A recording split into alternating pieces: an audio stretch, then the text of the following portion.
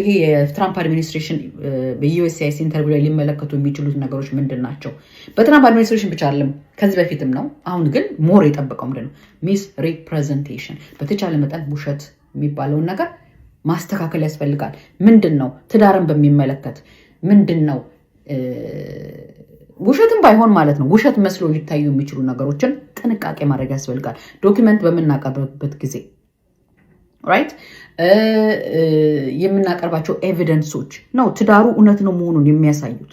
እውነት ነው ወይ ይሄ ትዳር ወይንስ የተገባበት ለኢሚግሬሽን ቤኔፊት ነው የሚለውን ራይት ያንን ለማስተካከል ምንድነው ማድረግ ያለብን? ውሸት እንዳይመስል ምንድነው ማድረግ ያለብን? ኤቪደንስ ማስገባት አለብን። ኤቪደንስ ሲባል ደግሞ ሊስ ሊሆን ይችላል፣ ቴሌፎን ሬኮርድ ሊሆን ይችላል፣ የተለያየ ነገሮች ናቸው። አንዳንዴ ቤሲክ የሆኑ ነገሮችን ልንላቸው እንችላለን። ነገር ግን ክሪኤቲቪቲ ነው ባይ ዘ ወይ ምንድነው ማቅረብ ያለብን ለሚለው ነገር ክሪኤቲቪቲ ምንድነው? ክሪኤቲቪቲ ማለት ኦኬ ለምሳሌ ሪሲት ሊሆን ይችላል። ከዚህ በፊት ያገኘናቸው ከባለቤታችን ጋር ወይ ከገርልፍሬንዳችን ጋር ወይ ከቦይፍሬንዳችን ጋር ከመጋባታችን በፊት የሄድንባቸው ማዝናኛዎች ሊኖሩ ይችላሉ። የዛ ሪሲት ሊኖረን ይችላል። ወይ ደግሞ ማን ኤኒቲንግ ቱ ሾው ባልና ሚስት መሆናቸውን የግዴታ ሊዝ ፎን ይሄ ቤዚክ የሚባሉ ነገሮች ብቻ አይደለም። ሁልጊዜ ክሪኤቲቭ ሆኑ። ምንድነው ይሄ ነገር ባልና ሚስት መሆናችንን ሊያሳይ የሚችል የሚለውም ማለት ነው። በተጨማሪ ኢንተርቪው የምትገቡ ከመግባታችሁ በፊት እርስ በርሳችሁ በደንብ ተጠናኑ። that's very important። አይ ባሌ ነው ሚስቴን አውቃታለሁ ሳይሆን ጥያቄ እንዴት ነው የምትጠይቁት? መጀመሪያ ፔቲሽነሩ ይጠይቃል። ፋይል ያደረገው ዩኤስ ሲቲዝን ወይ ግሪን ካርድ ሆልደሩ ያ ማአት ጥያቄ ከጠየቀ በኋላ ስንት ሰዓት ነው የሚገባው? ስንት ሰዓት ነው የሚወጣው? ምንድነው የሚገባሉት? ቤታችሁ ማን ነው ምግብ የሚሰራው? ልደቱ በርዝዴቱ ስንት ነው? የተለያየ ነገሮች የስራ ስኬጁሉ ምንድነው ከለር የሚወደው ይጠየቃል። ፔቲሽነሩ ማለት ያስገባው ደሴም ጥያቄ ደግሞ አፕላይ ያደረገው የተደረገለት ቤኔፊሻሪ ይጠየቃል ማለት ነው። ፔቲሽነሩ ማለት ነው ዩኤስ ሲቲዝን እና ግሪን ካርድ ሆልደሩ ፋይል ያደረገው ነው። ቤኔፊሻሪ ደግሞ ፋይል የተደረገለት ነው። ፋይል የተደረገው ነገር ፋይል የተደረገውን ጥያቄ ፋይል ያደረገው የተጠየቀውን ጥያቄ ፋይል የተደረገለትም ይጠየቃል። መልሳቸው አንድ መሆን አለበት ማለት ነው። መልሳቸው ብዙ የተለያየ ከሆነ መከልከልን ያመጣል ማለት ነው።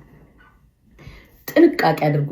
በትዳር የተከለከለ በውሸት ትዳር ነው ተብሎ የተከለከለ ኬዝ ዌቨር እንኳን የለውም። የይቅርታ ዌቨር እንኳን ማስገባት አይቻልም። በተጨማሪ ሁለተኛ ትዳር እንኳን ያ ትዳር አልቆ ሌላ ሰው አግብቶ ለመሙላት ኢትዳን። ምክንያቱም መጀመሪያ የዋሽ ውሸት ተብሏልና የሁለተኛውን ትዳር ያበላሸዋል ማለት ነው። ስለዚህ ፎሬቨር ባርድ ሆኗል ማለት ነው ያ ሰው። ስለዚህ ቤኔፊሻሪዎች ፋይል በምታደርጉበት ጊዜ ጥንቃቄ አድርጉ።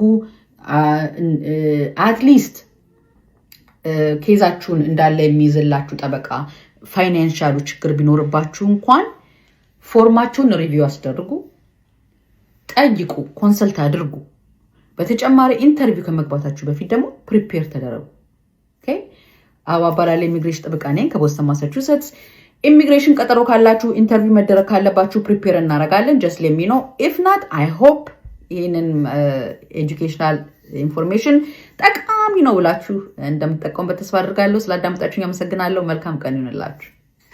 አሜሪካን ሀገር ነው የምኖረው። ወንድሞቼን ወይም እህቶቼን ከአገር ቤት ማስመጣት እፈልጋለሁ። ብዙ ሰው የሚጠይቀው ጥያቄ ነው። አንዳንድ መረጃዎች ለማስተላለፍ ነው። አለን ጉደታ ነኝ ከአለን ጉደታ የጠበቃ ቢሮ። አሜሪካን ሀገር የሚኖሩ ሰዎች በተደጋጋሚ እንደተናገርኩት ወይም ደግሞ እንደሚታወቀው በርከት ያለ ቤኔፊት አላቸው። አንደኛው ቤኔፊታቸው ከቤተሰቦቻቸው ጋር አብረው አሜሪካን ሀገር የመኖር መብት ነው። ዛሬ የምናተኩረው ምንድን ነው? አንድ አሜሪካን ሀገር የሚኖር ሰው በህጋዊ መንገድ ቤት ወንድሞቹን ወይም እህቶቹን ማምጣት ይችላል ወይ ነው? ጭሩ መልስ አዎ ይችላል ነው። ግን who is eligible? ማን ነው እንደዚህ አይነት መብት ያለው? ምን ያህል ጊዜ ይፈጃል? ፕሮሰሱ ምን አይነት ነው? እነዛን ነገሮች አንድ ሁለት ብዬ ለመናገር ሞክራለሁ። የመጀመሪያው ሰዎች ማወቅ ያለባቸው ነገር ምንድነው? ሲቲዝን የሆነ ሰውና ግሪን ካርድ ያለው ሰው መብቱ እኩል አይደለም። ዛሬም የምነግራችሁ ነገር ምንድነው? ግሪን ካርድ ብቻ ያላችሁ ሰዎች ወንድሞቻችሁን ወይም እህቶቻችሁን ለማምጣት መሞከርም የለባችሁ። ምክንያቱም you're not eligible ማምጣት አትችሉ ሲቲዝን እስክትሆኑ ድረስ ማለት ነው። አንደኛው ይሄ ነው። ሁለተኛው ደግሞ ኢቭን ሲቲዝን የሆናችሁ ሰዎች እንኳን ወንድሞች ወንድሞቻችሁን ወይም እህቶቻችሁን ለማምጣት ትችላላችሁ በህጉ መሰረት ማለት ነው። the only ችግር ተብሎ የሚገመተው ምንድነው?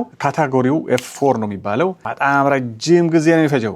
እንደ ሌሎቹ የቪዛ ካታጎሪስ 2 ዓመት 3 ዓመት ወይም 4 5 ዓመት ብቻ ይፈጃል። ወንድምና እህትን ለማስመጣት ከሆነ ጊዜው አሁን ለኢትዮጵያ ከ10 ዓመት እስከ 16 ዓመት ድረስ ይፈጃል ፕሮሰሱ ማለት ነው። ያ በጣም ረጅም ጊዜ ነው። ብዙ ሰዎች ዲስከሬጅድ የሚሆኑትና 16 ዓመት 15 ዓመትማ በጣም ረጅም ጊዜ ነው በማለት ለወንድሞቻቸው ወይም ደግሞ ለእህቶቻቸው ያንን አፕሊኬሽን አይሞሉም። ስህተት ነው ብዬ ነው ማምነው። አመቱን እዚሁ ቁጭ ብሎ መቁጠር ይሻላል። አገር ቤትም ያሉ ሰዎች ምንም እንኳን ረጅም አመት ቢሆንም አንዴ ፋይል አድርጎ ወረፋውን እንዲጠብቅ ማድረግ አይ ቲንክ ብልሃት ይመስለኛል፣ እኔ እንደማስበው ከሆነ ማለት ነው። ፕሮሰሱ ልክ እንደማንኛውም ቤተሰብን ለማስመጣት እናት አባትን ወይም ደግሞ ሚስትን ባልን ወይም ደግሞ ልጆችን እንደማስመጣት ምንም የተለየ ነገር አለ። የሚሞላ ፎርም አለ፣ የሚከፈል ገንዘብ አለ፣ የሚጠበቅ ወቅት አለ፣ አመታት ማለት ነው። in this particular case በጣም ረጅም አመት ነው የምትጠብቁት። ዋናው ሰዎች ሊያውቁ የሚገባው ነገር ምንድነው? ማመልከቻውን ካስገባችሁ በኋላ ብዙ ጊዜ ለወንድምና ለእህት አፕሩቭድ እስኪሆን ድረስ USCIS አፕሩቭ እስኪያደርገው ድረስ ምናልባት 2 ዓመት ምናልባት 3 ዓመት ምናልባት 4 ዓመት ሊፈጅ ይችላል። አፕሩቭድ እስኪሆን ድረስ ማለት አፕሩቭድ በ3 ወይም በ4 ዓመት አፕሩቭድ ሆነ ማለት ግን ኢሚዲየትሊ ቪዛ አቬይላብል ነው ማለት አይደለም። አፕሩቭድ ከሆነ በኋላ ረጅም ጊዜ ይፈጃል። ሄዶ ወረፋ ይጠብቃል ማለት ነው። ኦኬ ወረፋ ጥበቃው ነው 10 11 12 ዓመት ወይም 13 ዓመት የሚፈጀው። ኦኬ እና ከመጀመሪያው 2 3 ዓመት ከሚፈጀው አፕሩቫሉ በUSCIS ከሚፈጀው ጋር ተደማምሮ ነው 15 16 17 ዓመት የሚፈጀው እና አፕሩቭድ ስለሆነ ብቻ ወል ቶሎ ፕሮሰስ መደረግ አለበት ጊዜያችን ደርሷል ምናምን ማለት አይገባም። ምክንያቱም ወረፋ ጥበቃው ነው በጣም ረጅም ዓመት የሚያስፈጀው። አትሊስት ይሄንን ማወቁ ይረዳችኋል በሚል ነው። አሜሪካን ሀገር ከተመጣ በኋላ ጊዜው እንዴት እንደሚበር ሁላችንም እናውቃለን። ሳይታወቅ ነው ዓመቶቹ የሚሄዱት። ሲዝን ከሆነ ደግሞ ከ21 ዓመት በታችም ሆነ በላይም ሆነ ለወንድምና ለእህቶቹ አፕላይ ለማድረግ የሚከለክለው ነገር የለም። ይጠቅማል የምትሉ ከሆነ ቶሎ ብታረጉት መጥፎ አይደለም። መረጃ የስኬት ቁልፍ ነው። አላን ጉደታ ነኝ ከአላን ጉደታ የጠበቃ ቢሮ።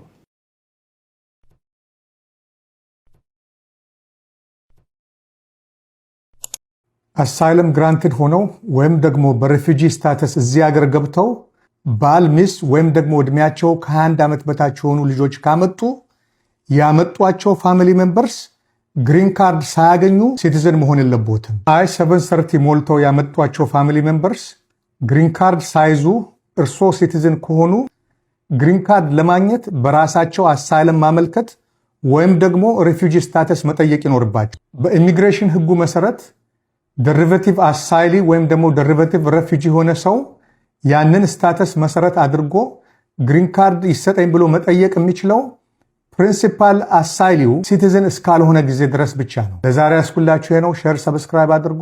ደህና ሁኑ።